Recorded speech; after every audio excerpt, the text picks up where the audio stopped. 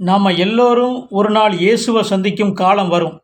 அந்த நாளில் அவர் கேட்குற கேள்வி, நீ எனக்காக செய்தது என்ன?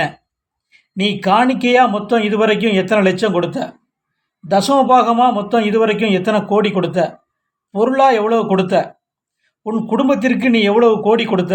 அப்படின்னு வரவு செலவு கணக்கு பார்க்க மாட்டார். அவர் நமக்கு கொடுத்த கிருபையின் கணக்கு பார்க்கப்படும். நான் உனக்கு கொடுத்த கிருபையின் காலம் இத்தனை ஆண்டுகள், இதில் நீ எனக்கு செய்த நீதியின் கணக்கை ஒப்புவி.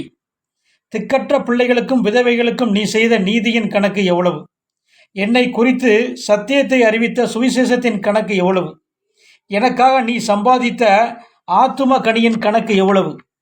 என்னுடைய ஆவியினாலே நானே மெய்யான தேவன் என்று நீ கொடுத்த சாட்சியின் கணக்கு எவ்வளவு? என் வசனத்தினாலே நீ காத்து கொண்ட பரிசுத்த கணக்கு எவ்வளவு?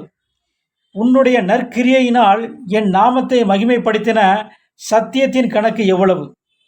மனுஷர் பேசும் வீணான வார்த்தைகளை குறித்தும் அவனுடைய கிரியைகளை குறித்தும் நியாயத்தீர்ப்பு நாளிலே கணக்கு ஒப்புவிக்க வேண்டும் என்று மத்தேயு 12:36 சொல்கிறது. வேத